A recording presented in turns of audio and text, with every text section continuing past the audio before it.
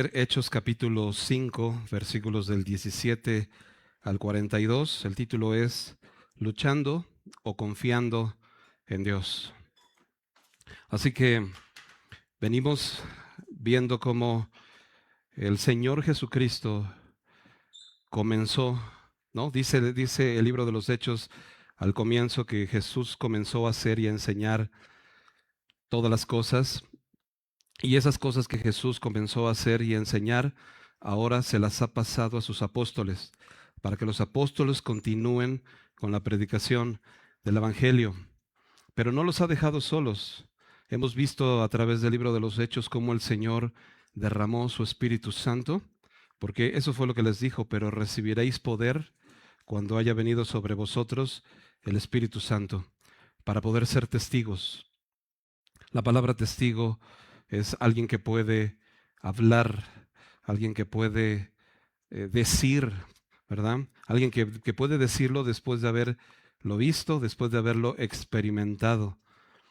Y tú y yo somos testigos, y ahorita vamos a ver cómo también nosotros somos testigos de la palabra de Dios. Pero el mensaje del Evangelio, no todo siempre ha sido miel sobre hojuelas, ¿verdad? El mensaje del Evangelio siempre ha tenido oposición. Hoy vamos a ver en estos pasajes cómo hay oposición siempre al mensaje del Evangelio.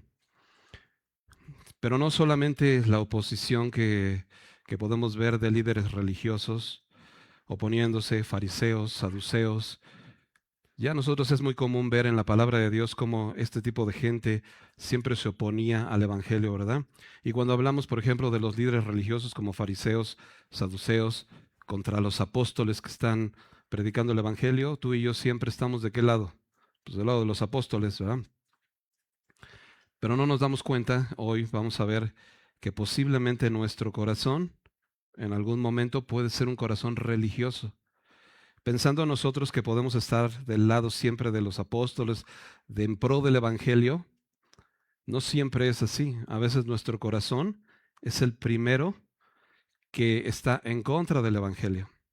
Nuestro corazón a veces es necio, a veces es un corazón aferrado, a veces tenemos ideas, y mis ideas ya las tengo tan profundamente marcadas en mi mente y en mi corazón que yo mismo a veces estoy en contra del Evangelio sin darme cuenta. Por eso el título de esta predicación precisamente es ese, ¿no? Luchando o confiando en Dios, porque me puedo encontrar en un momento luchando con Dios sin darme cuenta. Dentro del objetivo que vamos a ver es examinarnos. Dice el objetivo: observar el contraste de un corazón religioso que lucha contra Dios con el corazón temeroso que le obedece. Pero vamos a examinarnos y vamos a reconocer, después de este periodo que vamos a ver de esta predicación, vamos a reconocer si estamos en la posición de luchar contra Dios o estamos confiando en Él. ¿Ok? Algo honesto. Al final no nos vamos a exponer nadie más que delante de Dios, y cada uno de nosotros delante de Dios puede reconocer, ¿no? Que el Señor te hable y que te diga si estás luchando contra Él o estás confiando en sus promesas. Son bastantes versículos y vamos a irnos rápido, no te espantes, si son más de 20 creo. Pero déjame leerlos rápido. Te pido que me pongas atención en la historia que va a contar. Después vamos desmenuzándola verso a verso, ¿ok? Fíjate cómo dice: entonces, levantándose el sumo sacerdote y todos los que estaban con él, esto es, la secta de los saduceos, se llenaron de celos y echaron mano a los apóstoles y los pusieron en la cárcel pública. Mas un ángel del Señor, abriendo de noche las puertas de la cárcel y sacándolos, dijo: id y puestos en pie en el templo, anunciad al pueblo todas las palabras de esta vida. Habiendo oído esto, entraron de mañana en el templo y enseñaban. Entretanto, vinieron el sumo sacerdote y los que estaban con él, y convocaron al concilio y a todos los ancianos de los hijos de Israel, y enviaron a la cárcel para que fuesen traídos. Pero cuando llegaron los alguaciles, no los hallaron en la cárcel. Entonces volvieron y dieron aviso diciendo: por cierto, la cárcel hemos hallado cerrada con toda seguridad, y los guardas afuera, de pie, ante las puertas. Mas cuando abrimos, a nadie hallamos dentro. Cuando oyeron estas palabras, el sumo sacerdote y el jefe de la guardia del templo y los principales sacerdotes dudaban en qué vendría a parar aquello. Pero viniendo uno, les dio esta noticia: he aquí, los varones que pusiste en la cárcel están en el templo y enseñan al pueblo. Entonces fue el jefe de la guardia de los alguaciles y los trajo sin violencia, porque temían ser apedreados por el pueblo. Cuando los trajeron, los presentaron en el concilio, y el sumo sacerdote les preguntó diciendo: ¿no os mandamos estrictamente que no enseñasen en ese nombre? Y ahora habéis llenado a Jerusalén de vuestra doctrina y queréis echar sobre nosotros la sangre de ese hombre. Respondiendo Pedro y los apóstoles, dijeron: es necesario obedecer a Dios antes que a los hombres. El Dios de nuestros padres levantó a Jesús, a quien vosotros matáis colgándole en un madero. A este Dios ha exaltado con su diestra por príncipe y salvador, para dar a Israel arrepentimiento y perdón de pecados. Y nosotros somos testigos suyos de estas cosas, y también el Espíritu Santo, el cual ha dado Dios a los que le obedecen. Ellos, oyendo esto, se enfurecían y querían matarlos. Entonces, levantándose en el concilio, un fariseo llamado Gamaliel, doctor de la ley, venerado de todo el pueblo, mandó que sacasen fuera por un momento a los apóstoles, y luego dijo: varones israelitas, mirad por vosotros lo que vais a hacer respecto a estos hombres, porque antes de estos días se levantó Teudas diciendo que era alguien. A este se unió un número como de 400 hombres, pero él fue muerto, y todos los que le obedecían fueron dispersados y reducidos a nada. Después de este se levantó Judas el Galileo en los días del censo, y llevó en pos de sí mucho pueblo. Pereció también él, y todos los que le obedecían fueron dispersados. Y ahora os digo: apartaos de estos hombres y dejadlos, porque si este consejo o esta obra es de los hombres, se desvanecerá. Mas si es de Dios, no la podréis destruir. No seáis tal vez hallados luchando contra Dios. Y convinieron con él, y llamando a los apóstoles, después de azotarlos, les intimaron que no hablasen en el nombre de Jesús, y los pusieron en libertad. Y ellos salieron de la presencia del concilio, gozosos de haber sido tenidos por dignos de padecer afrenta por causa del nombre. Y todos los días en el templo y por las casas no cesaban de enseñar y predicar a Jesucristo. ¿Ok? Pues estos son los pocos versículos que tenemos frente a nosotros. Así que vamos desmenuzando. La primera parte que vamos a ver tres partes. La primera es celo contra celos. Vamos a ver celo contra celos. No es lo mismo un celo que celos. Vamos a ver temor a los hombres contra el temor a Dios. Y la última parte, vamos a ver la ira contra el gozo, ¿ok? Celo contra celos, temor a los hombres contra temor a Dios, y ira contra gozo, ¿ok? Esas son las tres partes. Así que vamos entonces desmenuzando el pasaje. Dice: entonces levantándose el sumo sacerdote y los que estaban con él, esto es, la secta de los saduceos, se llenaron de celos. La Biblia nos habla exactamente cuál era el problema. El problema fueron celos. Se llenaron de celos. Ahora, para que tú sepas un poquito acerca de los saduceos, la Biblia nos enseña que los saduceos, te doy una cita, Hechos 23:8, nos dice que los saduceos no creían en la resurrección de entre los muertos, que tampoco creían en los ángeles y que tampoco creían en los espíritus. ¿Ok? Era una secta rara. Obviamente, cuando los apóstoles estaban predicando la resurrección de Jesucristo, esta secta pues estaba completamente opuesta a eso, porque no creían en la resurrección. Pero la Biblia nos es muy clara y dice que se llenaron de celos. Y la palabra celo viene de la palabra que significa ardor o envidia. Es muy claro, imagínate una persona celosa, literal, aunque suene raro, pues está ardida, ¿no? Es lo que la Biblia nos enseña. Tiene envidia. Eso es lo que provocan los celos. Y esto era lo que ellos estaban experimentando porque estaban viendo cómo los apóstoles estaban llenando y trayendo muchísima gente. Los dos ejemplos que ahorita leímos y que vamos a comentar de ellos más adelante, de estos dos hombres que se levantaron, la Biblia dice que uno de ellos jaló como 400 personas que lo seguían. Sin embargo, ¿te acuerdas que la Biblia nos comentó que en la primera predicación de Pedro, más de 3,000 personas recibieron el Evangelio y después en la segunda, 5,000 varones, sin contar mujeres y niños? Y después nos sigue diciendo, el pasaje pasado nos dijo que el Evangelio iba creciendo y se iban multiplicando y era una gran multitud, eran muchísimo más. Ahorita vamos a ver cómo la Biblia nos dice que ya habían llenado Jerusalén y todos sus alrededores venían y escuchaban. Este movimiento ya se había salido de control para ellos. Muchísima gente estaba conociendo del Evangelio y obviamente estos religiosos que eran los líderes, que eran los que se supone que enseñaban al pueblo, ya se habían quedado pequeños con respecto a lo que estaba pasando y entró celo en su corazón.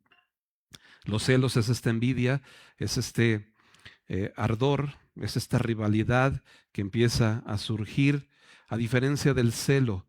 ¿Qué es el celo? El celo es un sentimiento que cuando tú ves que algo está en contra del Evangelio, en contra de Dios, entra este celo santo en tu corazón y entonces no es una envidia ni es un ardor, sino es este sentimiento que te hace estar en contra de quienes están en contra del Señor. ¿Ok? Por ponerte un ejemplo, ¿te acuerdas cuando Jesús nos cuenta la Biblia en Juan capítulo 2 que llega a Jerusalén y entrando en el templo empieza a ver a los cambistas y empieza a ver gente que estaba vendiendo en el templo? ¿Te acuerdas de esta escena? Comúnmente cuando había fiestas, por ejemplo, como la fiesta de la Pascua, era una fiesta de gran convocación. Muchos judíos y muchas personas venían de diferentes ciudades a congregarse en Jerusalén para la fiesta de la Pascua. Y en esa fiesta hacían sacrificios. Todos los que venían tenían que traer un corderito o un animalito o una palomita para el sacrificio. Pero este animalito tenía que cumplir con ciertas características. No podía ser cualquier animal, tenía que ser un animal limpio, tanto por dentro como por fuera. Entonces, cuando llegaban ellos al templo con los sacerdotes recibían y veían el animalito y siempre le iban a encontrar un defecto. ¿Por qué? ¿Porque el animal tenía un defecto? No, porque ellos tenían un negocio ahí que estaban vendiendo animales y tenían todo su negocio, así que obviamente encontraban un defecto y te decían, ¿qué crees? Que tu animalito tiene un defecto, no te sirve. Y entonces habías venido caminando desde no sé cuántos días hasta Jerusalén como para regresarte y buscar otro animalito y traerlo, olvídate, pero no te preocupes, nosotros tenemos aquí un animalito bien checado, ¿no? Va checado, va calado, brother. Nada más que te cuesta. Y entonces obviamente decían, pues ni modo, o sea, voy a tener que comprarlo. Y cuando querían comprarlo, decían, pero ¿qué crees? Que tus monedas no se aceptan, porque no es la moneda que manejamos aquí, pero tenemos cambistas, estás de súper suerte. Y aquí tenemos unos cambistas que al tipo de cambio, todos sabemos el tipo de cambio, ¿verdad? De hoy en nuestros días, el tipo de cambio, por cierto, una pausa, está muy bajo. Pero esos cuates yo creo que subieron el tipo de cambio y lo pusieron hasta las nubes, así que te cambio tus monedas y entonces hacían un negociazo. Imagínate, el tipo de cambio ganaban un montón de dinero y aparte, con todo el negocio de los animales que vendían, ganaban un negociazo. Y cuando Jesús entra al templo y ve toda esta escena, dice que sintió el celo santo por la casa del Señor y dijo, mi casa será llamada casa de oración, ¿no? Recordando lo que Isaías había escrito. Y dice que también recordó lo que dice el Salmo 69, cuando dice que el celo de tu casa me consume. Porque imagínate llegar Jesús y ver cómo todas las personas, lejos de venir a buscar al Señor con todo tu corazón, con toda sinceridad, rendir tu vida a Cristo, lo que venías a hacer es un circo. Y lo que venías a hacer era un espectáculo, un negocio, un beneficio. Y obviamente el Señor, eh, ese celo del que estamos hablando, a diferencia de los celos que estamos viendo, un celo que te lleva envidia, que te lleva a algún ardor, hizo que el Señor sacara a todos los cambistas, volteara las mesas y limpiara y purificara su casa.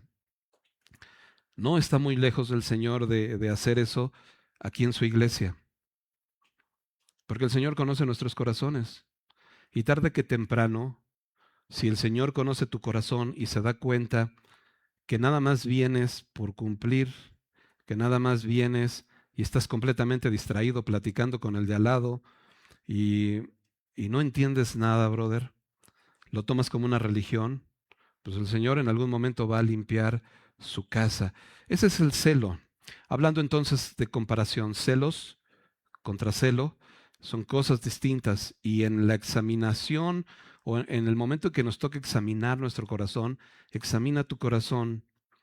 ¿Qué puede haber en tu corazón? Si tú tienes en tu corazón cuando estás aquí en la iglesia o ves algo que no agrada a Dios, entra en tu corazón este celo santo o entran celos de ver a los demás que están sirviendo, de ver a los demás que están compartiendo, de ver a los demás, y es una diferencia importante, ¿ok? Continúa diciendo, y echaron mano a los apóstoles y los pusieron en la cárcel pública. Así que entonces estos celos los llevó a ellos a tomar acciones, y las acciones son acciones negativas. Siempre los celos, cuando no es el celo santo de Dios, te va a llevar a tomar acciones muy, muy equivocadas. Y ellos lo que hicieron fue agarrarlos y llevarlos y meterlos a la cárcel pública. Estos celos amargos es lo que provoca. Dice Santiago capítulo 3, versículos del 13 al 16, escritos ahí por Santiago. Dice, ¿quién es sabio y entendido entre vosotros? Muestre por la buena conducta sus obras en sabia mansedumbre. Pero si tenéis celos amargos y contención en vuestro corazón, no os jactéis ni mintáis contra la verdad, porque esta sabiduría no es la que desciende de lo alto, sino terrenal, animal, diabólica. Porque donde hay celos y contención, allí hay perturbación y toda obra perversa. Obviamente después de los celos sigue la contención. Siempre cuando en el corazón de una persona hay celos, el paso siguiente es empiezas a contender con los demás, invariablemente. Y cuando existe esta contención, dice que hay perturbación, no va a resultar nada bien. Y cuando hay perturbación, hay toda obra perversa. Dar lugar a los celos en nuestro corazón es lo que origina, te va a hacer cometer graves errores. Graves errores. Vas a empezar a murmurar de tus hermanos, vas a empezar a contender, vas a empezar a criticar, te vas a empezar a burlar de los demás, vas a empezar a hacer muchas cosas que no agradan a Dios cuando tú le das lugar a esto y tú te sientes que eres muy sabio, pero la Biblia dice que esta sabiduría es una sabiduría terrenal, animal y diabólica. Esto no proviene de Dios, ¿ok? Sigue diciendo, mas un ángel del Señor, abriendo de noche las puertas de la cárcel y sacándolos, fíjate cómo la Biblia nos da salto y seña. Más adelante vamos a ver cómo cuando llegan los alguaciles, ven que las puertas estaban cerradas. Pero la Biblia nos dice cómo los sacaron. No desaparecieron, no desaparecieron y aparecieron en otro lado. La Biblia dice que un ángel del Señor abriendo de noche las puertas. Así que, ¿cómo lo sacaron? Abrieron las puertas y lo sacaron. Y sacándolos les dijeron, id, y puestos en pie en el templo, anunciad al pueblo todas las palabras de esta vida. Lo que el Señor Jesús ya les había dicho, ¿te acuerdas? Id por todo el mundo y predicad el Evangelio. Y cuando el Evangelio tiene oposición, el Señor siempre va a intervenir para quitar toda oposición, para abrir puertas, para que el Evangelio pueda seguir. Porque la palabra de Dios no se va a detener. Tú puedes detener la palabra de Dios en tu corazón y evitar que la palabra de Dios llegue, pero el mensaje va a llegar a ti. Hay una responsabilidad del hombre y esa responsabilidad es en la soberanía de Dios, el mensaje va a llegar a todos. La Biblia dice que la tierra será llena así de la gloria del Señor, del mensaje del Señor. Todo el mundo lo va a escuchar. Nadie se va a quedar sin escuchar el mensaje. Y no nos queda duda porque cuando empezó el libro de los Hechos, nosotros vimos cómo hombres, pescadores, sin letras, del vulgo, empezaron a hablar en otros idiomas las maravillas del Señor. El Señor es capaz de hacer que una persona que no habla un idioma pueda hablar las maravillas para que tú escuches el mensaje del Evangelio en tu idioma. Y el Señor dijo, y si estos se callan, las piedras hablarían. Porque el Señor va a permitir todo esto. El mensaje se va a escuchar. Pero aquí es donde entra la responsabilidad del hombre. Si tú cierras tu corazón y tus oídos espirituales al mensaje del Evangelio y entonces lo conviertes en una religión, como vamos a ver que estos hombres convirtieron en una religión, siendo sacerdotes, siendo los ancianos, siendo los líderes de Israel, convirtieron en una religión el Evangelio. Pero hay una frase que me encanta que está mencionando cuando el ángel les dice, id, y les dice, anunciad al pueblo todas las palabras de esta vida. No les dice, anuncia las palabras de vida. Obviamente sí son palabras de vida, pero les dice las palabras de esta vida. Porque en esta vida no hay otras palabras, brother. No hay otra. En esta vida, el Evangelio es lo único que tenemos y no hay otra. ¿Tú quieres escuchar algún mensaje, algo que te puedes dar vida y que te puede salvar, pero en tu vida no hay otra más que Cristo? El Señor ya lo había dicho. En ningún otro hay salvación, porque no hay otro nombre bajo el cielo dado a los hombres en que podamos ser salvos. Búscale por la dianética, búscale por la filosofía, búscale por el humanismo, búscale por tus ideas extrañas que tienes, busca por cualquier camino. No estoy diciendo que algunas de estas cosas estén mal, por ejemplo, la psicología, pero búscale por donde tú quieras y ninguno de estos caminos es el camino correcto. Las palabras de vida es el Evangelio y no hay otro.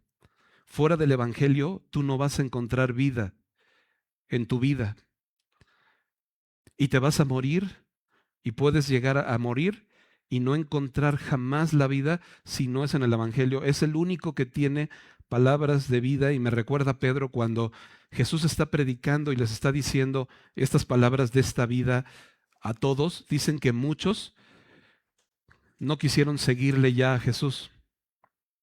Y entonces Jesús se voltea con los 12 y le dicen, ¿ustedes también se van a ir? Si quieren, váyanse. No los estaba obligando, pero Pedro se voltea y le dice, Señor, ¿a quién iremos? ¿A dónde voy a ir? Si solo tú tienes palabras de vida eterna. No hay otro lugar, brother. El que tiene al Hijo, tiene la vida. El que no tiene al Hijo de Dios, no tiene la vida. Y tú puedes estar aquí y ser un religioso. Y tú puedes estar aquí y nada más venir por cumplir. Si no estás agarrando la palabra de Dios y implantándola en tu corazón y abrazándola para llevarla a cabo y para vivirla. Entonces puedo ser simplemente un religioso que asiste un domingo y que escucha un mensaje. Y ahorita vamos a ver cómo los religiosos cumplían con ciertas características. Por eso el objetivo nos lleva a examinarnos y poder ver en qué podemos nosotros caer. Pero lo que quiero acentuar es que el Evangelio es lo único que existe en esta vida, brother. No hay otra. Y lamentablemente mucha gente está buscándole por muchos lados y el lado donde tienen que venir a buscar no están buscando, que es la palabra. Continúa diciendo, em, habiendo oído esto, entraron de mañana en el templo y enseñaban. Así que no nos dice exactamente a qué hora fue que los liberaron, solamente nos dice que fue de noche. Yo no sé si fue de noche a las 12 de la noche y se fueron a su casa a dormir y en la mañana regresaron al templo, o fue en la madrugada y ahí, así como salieron, se fueron al templo, no lo sé. Lo que sí dice aquí la palabra de Dios, que entraron de mañana en el templo y enseñaban. Y entonces te puedes ver cómo la palabra de Dios, como decimos, tiene obstáculos, pero el Señor siempre va a abrir puertas para que la palabra de Dios pueda llegar. Ellos estaban en la cárcel, pero el Señor los había liberado. Ahora, otra cosa importante que podemos ver aquí es que no creas que cuando tú estás haciendo las cosas correctas delante de Dios, todo va a ser miel sobre hojuelas. Los discípulos estaban haciendo las cosas correctas y aún así fueron encarcelados, pero el Señor los liberó de la cárcel. Y yo me preguntaba, ¿tú crees que el Señor no pudo haber evitado que los encarcelaran? Sí pudo haberlo evitado.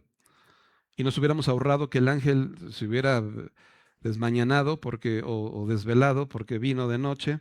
A lo mejor ya estaba dormido, ¿no? Nos hubiéramos ahorrado muchas cosas. Pero el Señor le plació que ellos estuvieran en la cárcel para que ellos pudieran ver cómo el Señor tenía cuidado de ellos y los liberaba. A veces nosotros en nuestra vida, cuando tú y yo estamos caminando en las cosas de Dios, vamos a tener oposición. Eso no significa que estamos haciendo las cosas mal. Lo que significa, siempre y cuando obviamente tú sabes que estás obedeciendo al Señor, porque cuando tú sabes que no estás obedeciendo al Señor, que estás haciendo algo que no agrada al Señor y piensas que te la vas a librar y luego llegan las consecuencias, bueno, pues esa es otra cosa. Pero cuando estamos obedeciendo, brother, te lo digo para que podamos nosotros tener en cuenta que no todas las cosas que nos pasan es porque estamos haciendo algo malo, ¿ok? Continúa diciendo, entre tanto, vinieron el sumo sacerdote y los que estaban con él y convocaron al concilio y a todos los ancianos de los hijos de Israel y enviaron a la cárcel para que fueran traídos. Fíjate, esta palabra entre tanto, yo te pediría que tú la subrayes ahí en tu Biblia. Entre tanto nos deja ver que mientras de que los discípulos se fueron de volada a seguir anunciando el evangelio, entre que ellos están anunciando, estos otros están juntando el concilio, están reuniéndose para lo peor. Una aplicación práctica en nuestra vida puede ser que cuando nos reunamos, reúnete para lo mejor. Lo hemos comentado muchas veces, ¿no? Cuando estás, por ejemplo, en una reunión de jóvenes, reúnete para lo mejor. Cuando sales con algún hermano a su casa a comer, reúnete para lo mejor. No te reúnas para estar literal murmurando. No te reúnas para estar hablando de los demás. Eso no le agrada a Dios. Eso es una simulación también, brother. Eso es una hipocresía. Porque te reúnes y te estás comiendo a los servidores, te estás comiendo como aquí, ¿no? A la gente. Y después, dime si no, bien hipócrita, llegas y cuando te los encuentras, ¿qué haces? Ay, los saludas. Ay, Dios te bendiga. Y te lo acabas de comer, brother. Eso nos tiene que redarguir. Reúnete para convivir, reúnete para hablar de la palabra, reúnete para hablar si quieres de trivialidades, pero no te reúnas para criticar, no te reúnas para murmurar, no te reúnas porque donde hay celos, hay contención y toda obra perversa. y no agrada a Dios. Estos hombres, en vez de que se reunieran para analizar qué era lo que estaba pasando, se están reuniendo para ver qué cosa van a hacer en contra de ellos. Y es una aplicación práctica de nuestra vida, ¿no? Continúa diciendo, y entonces enviaron a la cárcel para que fueran traídos, pero cuando llegaron los alguaciles, no los hallaron en la cárcel. Entonces volvieron y dieron aviso diciendo, por cierto, la cárcel hemos hallado cerrada con toda seguridad y los guardas afuera de pie ante las puertas, mas cuando abrimos, no a nadie hallamos dentro, ¿ok? Entonces fíjate la escena. Llegan los alguaciles a la cárcel pública, encuentran a los soldados romanos afuera de la cárcel, pues cuidando, la cárcel está cerrada, y les dicen, venimos por estos cuates, y entonces los soldados romanos pues se voltean, abren la cárcel, cerrada con toda seguridad, y cuando abren las puertas no están. ¿Dónde se fueron? Pues ya desaparecieron. Ha de haber sido algo impresionante, y para los guardas, pues, se han de haber quedado de a seis, se nos escaparon y estaba cerrado, o sea, ¿cómo se fueron? Fue algo increíble, ¿no? Que solo Dios lo pudo hacer. Cuando oyeron estas palabras, el sumo sacerdote y el jefe de la guardia del templo y los principales sacerdotes dudaban en qué vendría a parar aquello.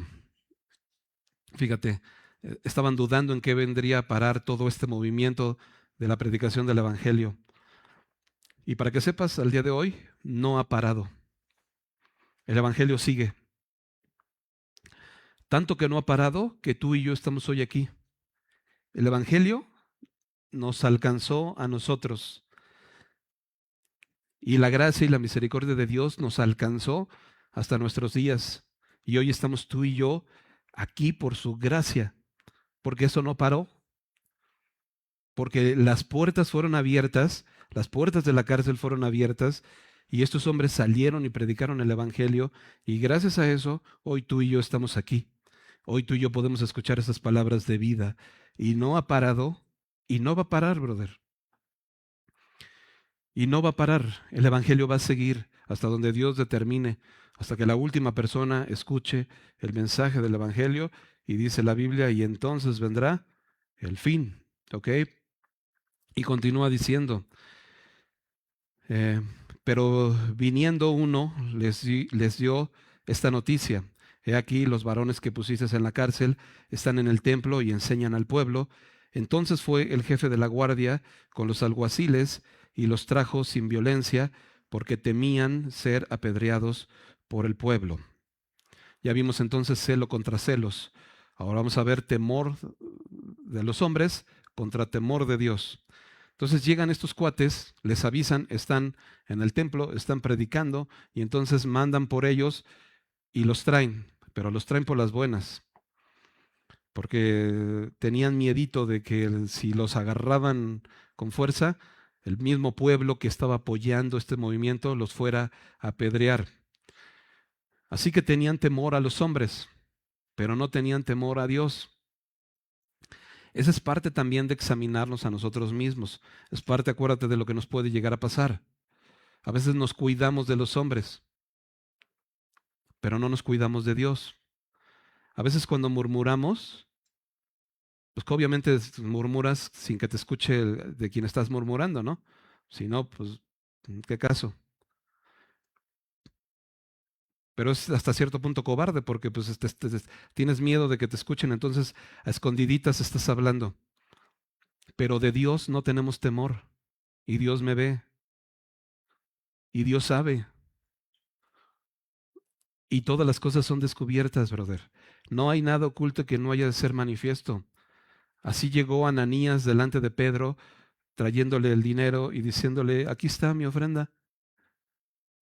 Y Pedro le dijo, Ananías, ¿por qué llenó Satanás tu corazón? Para que mintieses al Espíritu. ¿Por qué llenó Satanás tu corazón? ¿Cómo sabías, Pedro? Si nadie dijo, porque no hay nada, ninguna cosa oculta que no haya de ser manifiesta. Todas las cosas van a ser manifiestas. Y el Señor dice que ante sus ojos no hay nada oculto. Antes bien, todas las cosas están desnudas y abiertas a los ojos de aquel al que tenemos que dar cuentas. Y cuando iniciamos el libro de los Hechos, comentábamos que chicos y grandes vamos a dar cuentas. No sé si tú piensas que como ya aceptaste a Cristo en tu corazón, tú no vas a estar ahí. Pero la Biblia dice que todos compareceremos ante el tribunal de Cristo. Todos. Si te llega una notificación hoy a tu casa diciéndote que tienes que presentarte ante una autoridad, ¿qué vas a hacer? Pues buscas un abogado corriendo porque ¿cómo vas a responder? Te van a juzgar. Si hoy te enteras de que vas a comparecer ante el tribunal de Cristo, ¿qué vas a hacer, brother? Vas a tener temor de Dios. No va a ser tan fácil de que estés murmurando, criticando, chismeando, hablando, teniendo celos, envidias, etcétera, etcétera, a escondidas y pensando que nadie te ve, porque al que le vas a dar cuentas te está viendo. Y ese es el temor de los hombres contra el temor de Dios. ¿Y el hombre qué te puede hacer? Y aún así le tenemos miedo. ¿Ah? Porque no tenemos el valor de decirle a la gente lo que le podríamos decir. Pero a Dios tenemos que tener ese temor de Dios. El temor de Dios, la Biblia dice que con el temor de Dios los hombres se apartan del mal. Con el temor de Dios los hombres se apartan del pecado. Cuando tú tienes temor de Dios y estás en esa plática donde vas a chismear, me aparto, brother. Mejor me callo. Mejor yo digo, yo no. Yo no. Záfate. Salte. Levántate al baño si quieres. No ahorita. No ahorita. No. Os digo, antes de que empiece la predicación, como los niños chiquitos de Semilla Kids, párate al baño. Los llevamos al baño para que cuando esté la predicación no te estés parando al baño. Ni estés con tu celular, ni estés con el relajo. Estés escuchando. Pero cuando estés en un momento de murmuración, en un momento donde tú sabes que puedes caer en algo que no agrada a Dios, mejor párate al baño. ¿Sabes qué? Ahorita vengo. Záfate. ¿Ok? Tengamos temor de Dios. Dice, cuando los trajeron, los presentaron en el concilio y el sumo sacerdote les preguntó diciendo, ¿no os mandamos estrictamente que no enseñasen en ese nombre? ¿En cuál nombre? En el nombre de Jesús. Pero ellos no quisieron mencionar el nombre. Si te fijas, nada más en ese nombre. Porque tenían hasta temor de mencionar el nombre de Jesús. Ahora, me llama la atención que cuando llegan, luego, la primera pregunta que hacen estos sumos sacerdotes y este concilio no es, digo, a mí se me llama la atención porque yo les hubiera preguntado, ¿cómo salieron de ahí? ¿Cómo lo hicieron para salir de ahí? ¿Cómo se escaparon? ¿O no? ¿No te llama la atención? ¿No hubieras preguntado tú lo mismo? Pero lo que ellos preguntan es, ¿no les dijimos, no les mandamos estrictamente que no hablasen en ese nombre? Porque lo que les preocupaba no era ver la evidencia tan grande de lo que Dios había hecho. Porque no creían en los ángeles, pero un ángel había venido y les había abierto las puertas. Pero ellos lo que les interesaba es que lo que ellos habían mandado de no prediques, porque cuando nosotros estamos en una situación así, que nuestro corazón está endurecido, la palabra no, estamos tan cegados que oyendo no oyes, viendo no ves y oyendo no oyes, ni entiendes. Eso es lo que nos pasa. El Señor Jesucristo es lo que dijo, mira bien cómo oís, porque lamentablemente muchos viendo no van a ver y oyendo no van a oír para que no se conviertan ni les sean perdonados sus pecados. Y es una cosa terrible, porque por la dureza de tu corazón tú puedes estar viendo y no ver y oyendo y no oír y tus pecados no te van a ser perdonados. Y entonces dice, ahora habéis llenado Jerusalén de vuestra doctrina. Ya habían llenado todo Jerusalén de su doctrina y por lo que leímos la semana pasada, de otras ciudades vecinas venían a Jerusalén y estaban escuchando el mensaje. Ahora, de vuestra doctrina, subraya ahí vuestra doctrina. ¿Cuál era la doctrina? Muy rápido, porque también nos aprendimos un versículo, ¿te acuerdas? Y perseveraban en la doctrina de los apóstoles, en el partimiento del pan y en las oraciones, bla, bla, bla, en la comunión unos con otros. ¿Cuál era la doctrina de los apóstoles? La doctrina de los apóstoles, lo que se conocía de la palabra de Dios hasta ese momento, era el Antiguo Testamento, desde Génesis hasta Malaquías. En el Antiguo Testamento, si tú buscas la palabra Jesús, no aparece. Si tú buscas la palabra Jesucristo, no aparece. Pero el Antiguo Testamento está lleno de Cristo. Todo el Antiguo Testamento habla de Cristo. ¿Cómo habla de Cristo y no aparece la palabra Cristo? Esa era la doctrina de los apóstoles. Eso era lo que los apóstoles se encargaron de decirles. Estaban decodificando a todos, les estaban enseñando, les estaban diciendo, mira, todo esto de lo que venía en el Antiguo Testamento hacía referencia a Cristo. Cristo es el Mesías, es el cumplimiento de todas estas cosas. Desde Adán, cuando Adán pecó y el Señor le dijo, de tu simiente, esa simiente era Cristo. Cuando José, el famoso soñador, representaba a Cristo y fue encarcelado, ¿quién fue encarcelado también? Cristo. ¿Quién fue vendido por 30 monedas de plata igual que José? Cristo. ¿A quién representaba a José? A Cristo.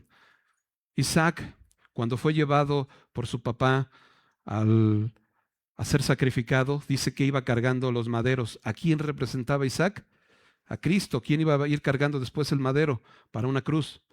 Jesús. Hace unos meses vimos la historia de Ruth, ¿te acuerdas? ¿A quién representaba vos?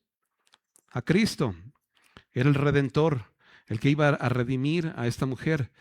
Y si te fijas por todo el Antiguo Testamento, y no hemos mencionado a Isaías, que Isaías mencionó cómo el Señor iba a ser afligido, molido por nuestros pecados, herido por nuestras rebeliones, y el castigo de nuestra paz iba a ser sobre él.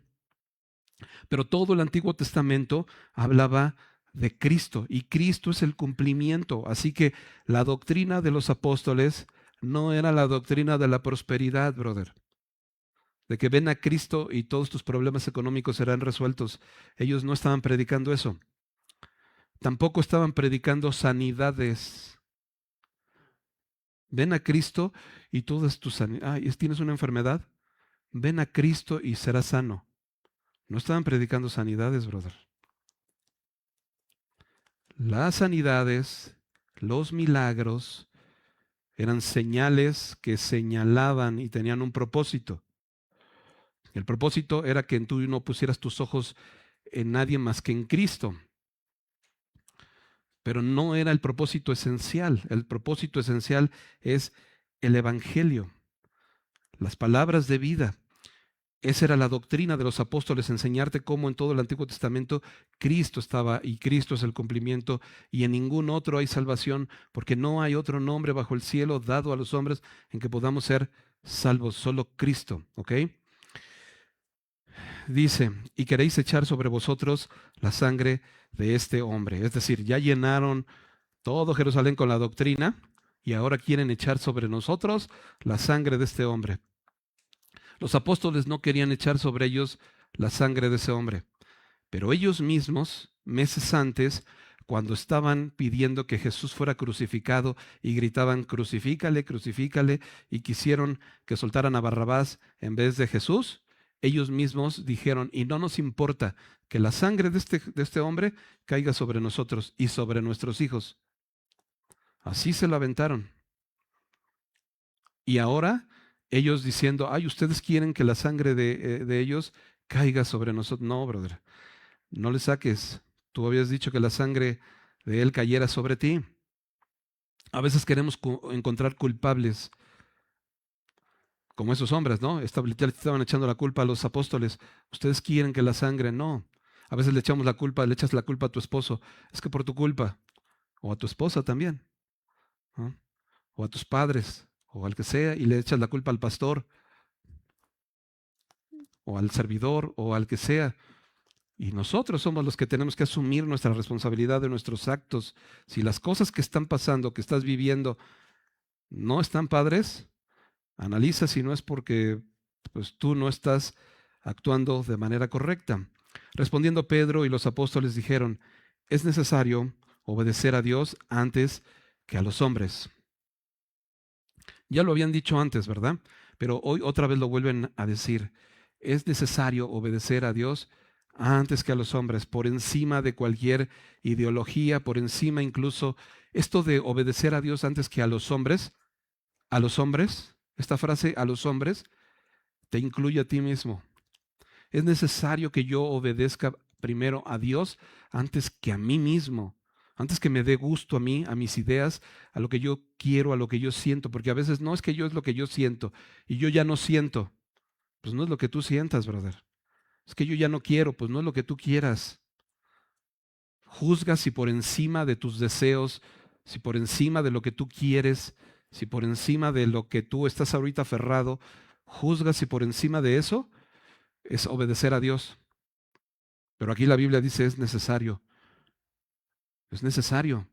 obedecer a Dios antes que a los hombres. El Dios de nuestros padres, y va a empezar Pedro a predicarles, pero su predicación es muy cortita. Fíjate, el Dios de nuestros padres, que era el Dios de ellos, de los judíos, levantó a Jesús, a quien vosotros matasteis colgándolo de un madero. A este Dios ha exaltado con su diestra por príncipe y salvador, para dar a Israel arrepentimiento y perdón de pecados. ¿Cómo lo había exaltado el Señor a Jesús? Como príncipe y salvador. ¿Para qué quieres un salvador? ¿Para qué quieres un salvador, brother? Si no tienes nada de qué ser salvado. ¿Para qué quieres un abogado ahorita? Muchos, si yo te pregunto, ¿necesitas un abogado? Pues no. No tengo nada de qué me ayude un abogado. ¿Necesitas un médico? Pues no. Gracias a Dios no tengo alguna enfermedad. Entonces no necesito. ¿Necesitas un salvador? Pues no. ¿De qué necesito ser salvo? Pero Pedro les estaba diciendo, no les ha caído el 20 que necesitas un salvador. No te ha caído el 20 que eres pecador. Y si no te cae el 20, nunca te vas a acercar a tu Salvador, a buscar un Salvador. Imagínate que una persona llega al médico y le dicen, en un chequeo básico, y de repente le dicen, tienes cáncer, cáncer terminal, te queda nada de vida. ¿Cómo crees que recibes esa noticia? Pues como un balde de agua helada. No creo que alguien reciba una noticia así. Eh, ah, pues gracias, ¿no? Te cae como balde de agua helada. ¿Qué haces? Pues de inmediato dices, necesito un médico, hay un tratamiento, hay algo que se pueda hacer.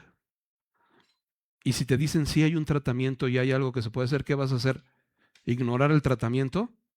Vas a venir corriendo a buscar el tratamiento porque lo que quieres es salvarte. Cuando una persona no entiende que es pecador, no va a venir al Evangelio porque el Evangelio no tiene nada que ofrecerte si tú no te sientes pecador o no te ha caído el 20 que eres pecador. Entonces tú puedes estar viniendo a la iglesia por muchos años, sentándote en un lugar por muchos años, pensando que tú no le estás haciendo ningún mal a nadie, tú no eres pecador. Ya cumplí, ya me vio el pastor, ya me vio el hermano, ya me vieron, y yo no necesito un salvador.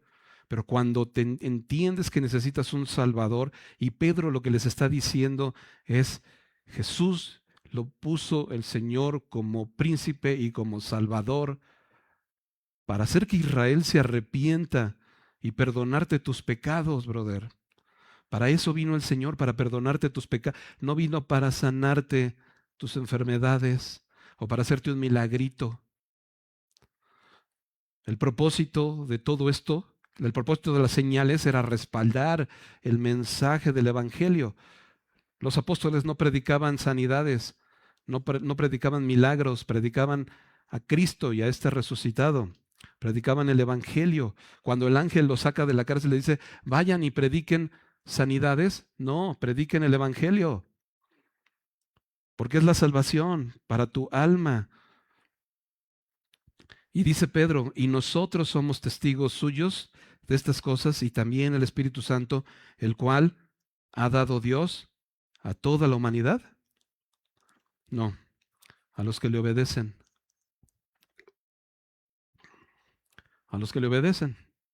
Y nosotros somos testigos. Pedro está diciendo, y nosotros somos testigos, brother, y tú y yo sé que muchos de los que estamos aquí, somos testigos de que el Evangelio es un mensaje de poder y de salvación. Somos testigos de que el Señor ha perdonado nuestros pecados. Somos testigos de que éramos pecadores y que cometimos muchos errores en nuestra vida, muchos pecados, y somos testigos de la gracia, y somos testigos de la misericordia, y somos testigos del amor de Dios. Como quizá muchos de nosotros, nuestro matrimonio estaba a punto de irse a la basura, y somos testigos de la misericordia de Dios.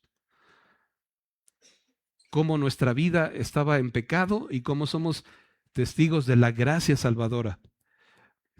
De cómo el Señor puede perdonar a un pecador y transformar su vida. ¿No somos testigos? Somos testigos. ¿Qué esperas para predicar? ¿Qué esperas para compartir? ¿Qué esperas para hablar del Evangelio, de la buena noticia? Predica la palabra. Tú también eres testigo. En carne propia, el Señor ha tenido misericordia de ti. Pero si tú estás pasando ahorita por una situación difícil porque hay pecado en tu vida, tú puedes ser testigo de la misericordia de Dios si te arrepientes, porque a eso vino el Señor, para que te arrepientas, para perdonarte tus pecados. No vino para juzgarte, no importa lo que hayas hecho. No vino para condenarte, no importa hasta dónde hayas caído. Vino para perdonar tus pecados, para transformar tu vida. No necesitas seguir cumpliendo con ese patrón de pecado que cumplieron tus padres y que a lo mejor tus padres cometieron errores y pagaron consecuencias. Tú puedes ser perdonado si te arrepientes hoy y vienes a Él. Y ese es el mensaje de salvación que Pedro les está diciendo a ellos. Ese es Jesús, es el Salvador. Arrepiéntete, arrepiéntete. Y dice, ellos oyendo esto se enfurecían y querían matarlos. Wow. Es un corazón duro, porque cuando escuchas un mensaje tan grande, una salvación tan grande, y ahora entiendo por qué el escritor de los Hebreos decía, ¿cómo escaparemos nosotros si descuidamos una salvación tan grande? ¿Cómo?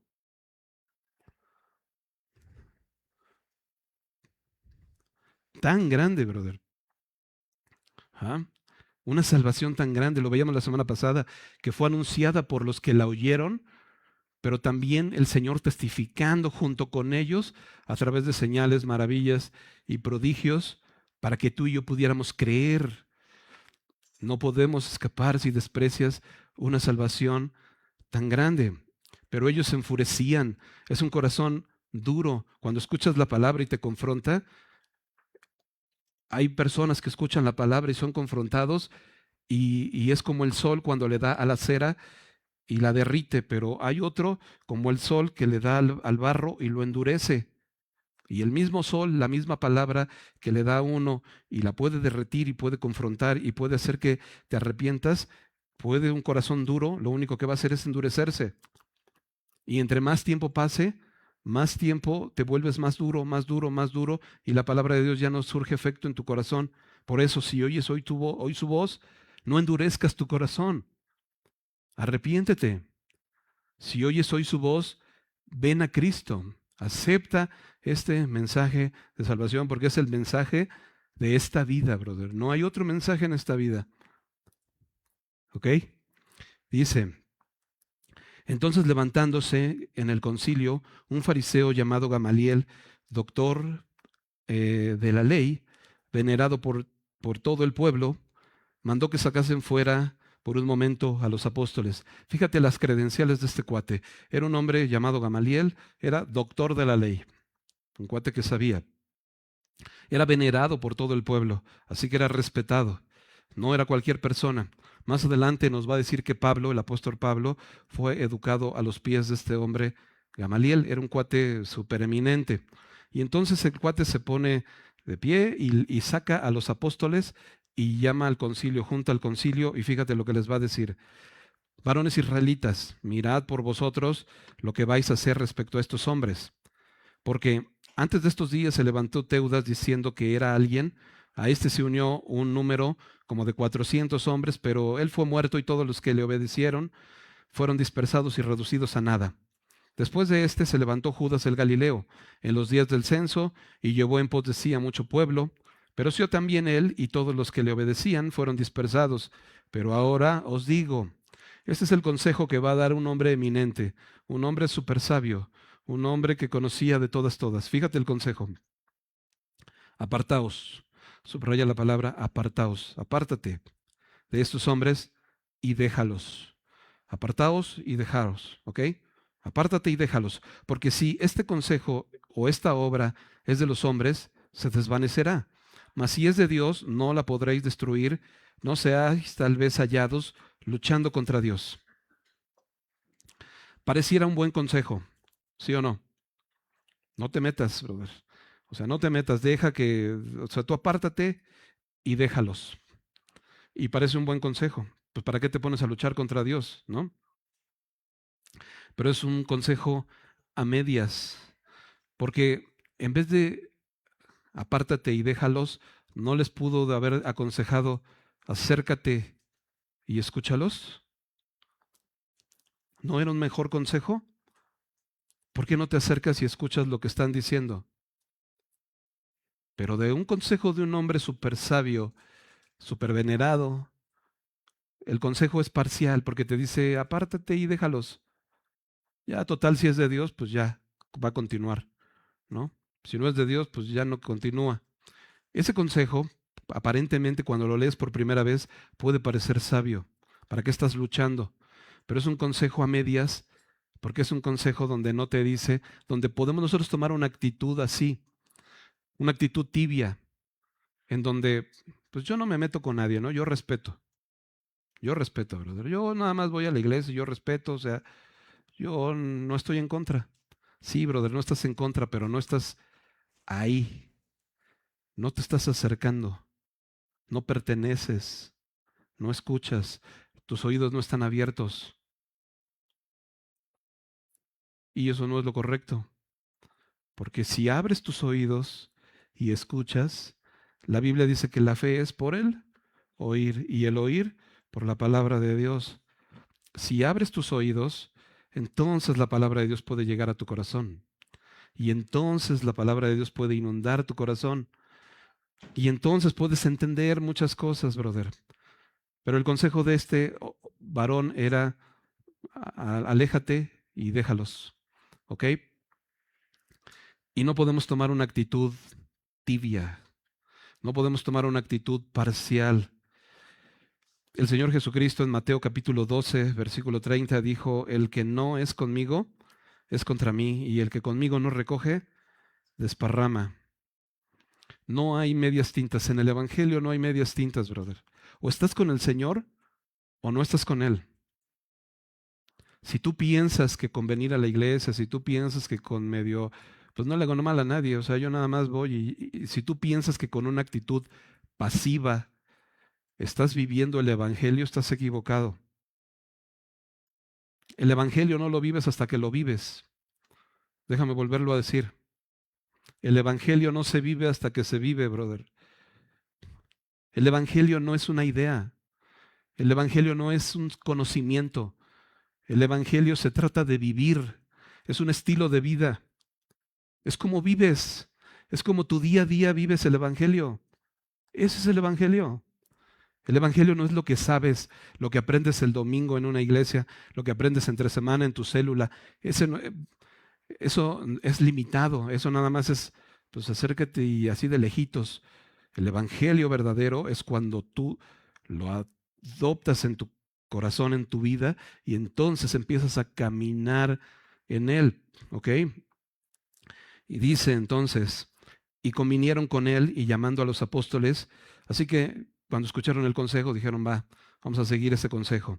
Convinieron con Él y llamaron a los apóstoles después de azotarles, les intimaron que no hablasen en el nombre de Jesús y los pusieron en libertad. Así que sí convinieron, pero no se alejaron del todo, ¿verdad? Primero les dieron unos cuantos azotes y ya después, órale, ya váyanse. Pero los volvieron a intimar, no hablen en ese nombre. Porque puedes hablar de cualquier cosa. Tú hoy con la gente hablas de cualquier cosa. Hay gente que no tiene otro tema de conversación más que política, puras cosas, ¿no? Deportes. No encuentras otro tema de conversación con ellos. Pero háblales de Cristo y se quedan de seis. Tú empiezas a hablar en una conversación, haciendo una sobremesa, empieza a hablar de cualquier tema y todos van a estar cotorreando. Habla de Cristo, saca a Cristo y en ese momento todos se enmudecen, brother. Se quedan así, no saben ya ni qué decirte. Un silencio sepulcral. ¿Ah? Yo me acuerdo que en reuniones familiares de repente sí, todos estaban cotorreando, un murmullo, todos acá cotorreando, y de repente de algo salía Cristo y así como ahorita, un silencio así, no se escuchaba ya nada. Sí, eso es lo que estos hombres, ¿no? Intiman para que no hables de Cristo. Háblales de Cristo a tus hijos, habla de Cristo en tu casa. Como dice Deuteronomio capítulo 6, ¿no? Y estas palabras las hablarás estando en tu casa, andando en el camino, al acostar, en todos lados, brother. Es tu vida. Ese es el evangelio. Ese es el verdadero evangelio. Y entonces ellos, ya los discípulos, después de haber sido azotados y golpeados, salieron, dice, ellos salieron de la presencia del concilio tristes, ¿verdad? Amargados, huyendo. Dijeron, patitas, ¿para qué las quiero? Vámonos. No, salieron gozosos. Y aquí es donde hacemos la última comparación. Ira contra gozo. ¿Ah? La ira contra el gozo. Porque no les estaba yendo bien tampoco. No se la estaban pasando a gusto. Los acaban de azotar. Acaban de ser encarcelados. Se desvelaron a predicar de volada. Y ahorita los habían azotado antes de dejarlos ir. Los intimaron. Eso no es pasártela a gusto, pero salieron gozosos. Mientras de que los que les estaban haciendo todas estas cosas estaban airados y con un coraje y enfurecidos y querían matarlos y tenían en su corazón todo esto, estos otros que estaban padeciendo estaban gozosos de haber sido tenidos por dignos de padecer afrenta por causa del nombre. Y ese es el gozo. El gozo, a diferencia de la felicidad y de la tristeza, no depende de las circunstancias. Lo hemos dicho muchas veces. Una persona está feliz cuando le va bien, pues estás feliz. Y cuando te va mal, pues estás triste. Son las circunstancias. Pero el gozo está por encima de las circunstancias. Porque a pesar de que no te está yendo bien, el gozo es esa actitud, ese carácter que se empieza a desarrollar en la vida de una persona que te hace estar contento, porque aunque sabes que estás pasando por cárcel, azotes, aflicciones, desvelos y lo que quieras, todas esas cosas, sabes que estás haciendo lo correcto y estás gozoso de padecer por causa de Cristo. Estás gozoso porque aunque tu familia te critique, aunque tu esposo te diga, ay, sí, ¿no? Eres el religioso, o tu esposa, o tus papás, o quien sea en tu casa, tú estás gozoso de llevar a Cristo, de obedecerle. No importa lo que pase, estás dispuesto a dejar cualquier cosa para dejar que el Señor Jesucristo tome el control de tu vida. ¿Estás dispuesto a entregarle tu vida al Señor? ¿Estás dispuesto a escuchar y abrir tu corazón a las palabras de esta vida? Porque no hay otras palabras, brother. Bueno, sí te vas a encontrar muchas otras, pero no son de vida. No son de vida. No sé de qué te vas a encontrar palabras, pero no de vida, ¿no? Solo Dios tiene palabras de vida. Y todos los días en el templo y por las casas no cesaban de enseñar y predicar a Jesucristo. Y predicar a Jesucristo. Por las casas todos los días no cesaban. Ahora entiendes por qué nos reunimos en casas entre semana. No me digas que no te estás reuniendo.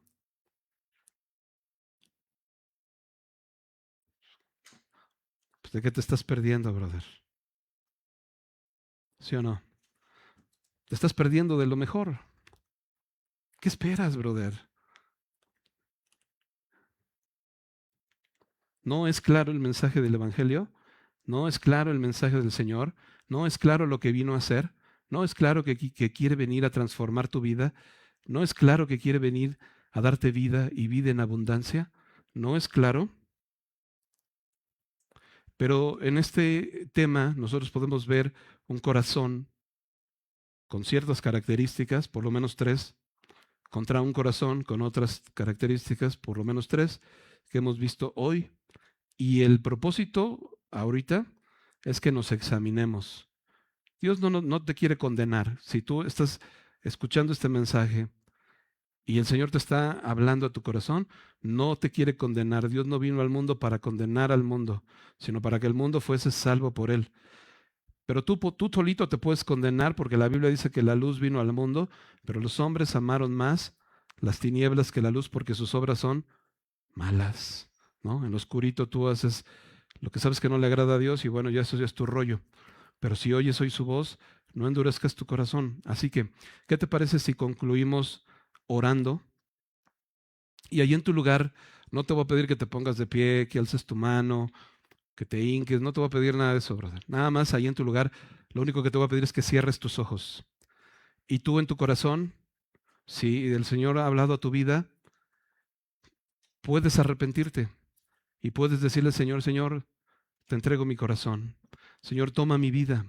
¿Te parece si oramos?